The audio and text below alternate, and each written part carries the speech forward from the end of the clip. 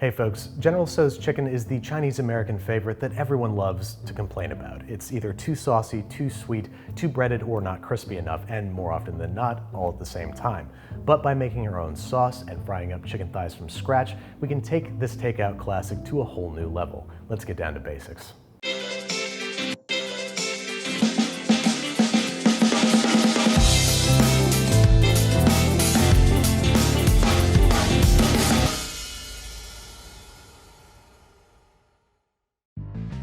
Alright folks, today's method comes courtesy of J. Kenji Lopez Alt, creator of all good recipes ever written. Into a large bowl, we are separating 2 egg whites and beating until frothy. This is going to serve as the basis for our chicken marinade. Once those eggs are good and frothed, we're going to add 3 tablespoons of dark soy sauce, 3 tablespoons of Chinese cooking wine, and 3 tablespoons of vodka. Before you get too tempted to drink this General Tso's cocktail, we're going to beat it together and set aside half for a very special use down the line. Then to the half of the marinade in the large bowl, we're going to add 1/4 teaspoon of baking soda and 3 tablespoons of cornstarch. Then, one last time, we are whisking until smooth and no lumps remain before even thinking about introducing it to our chicken, which according to Chinese takeout law must be dark meat, but you can use white meat if you like. I've got about 1.5 pounds of boneless, skinless chicken thighs here that I'm cutting into 1-inch pieces. That might seem a little small, but the breading is going to add a lot of volume. Mix together rigorously by hand, making sure that every piece is evenly coated in the mixture,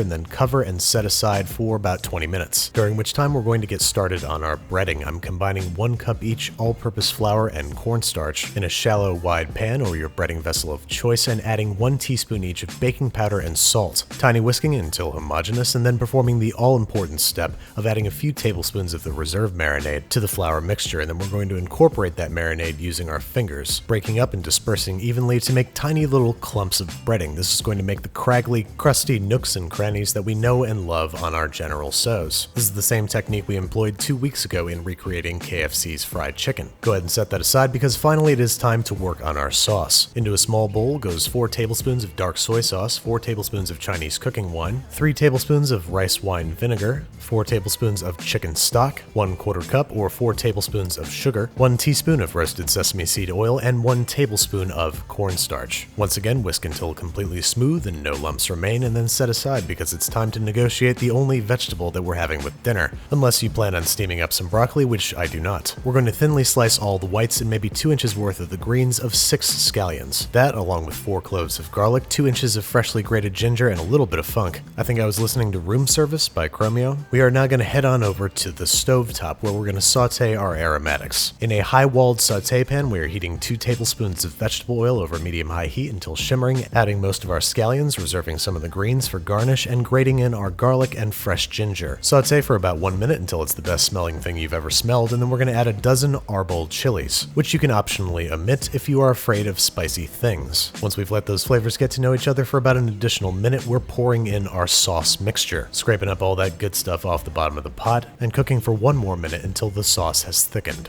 Next and last, it's time to fry our chicken. We're heating a quart of vegetable oil to 375 degrees Fahrenheit whilst we commence to breading. 1 piece at a time, we're going to add the marinated chicken to the flour mixture and toss to coat. Continue until all the chicken has been added and all the pieces have been coated. And with that, into the frying oil they go, 1 piece at a time, lowering in gently and taking care not to crowd. We're going to go ahead and fry the chicken in batches, about 4 minutes per batch, removing and placing on a wire rack, set in a rimmed baking sheet, and keeping in a low oven until all the chicken is complete. Then all that's left to do is toss with our sauce. Oh, cheese and crackers. Place the sauce back over medium-low heat and toss the chicken to coat. I think I made a little bit too much chicken and not enough sauce, so I adjusted the recipe accordingly in this voiceover.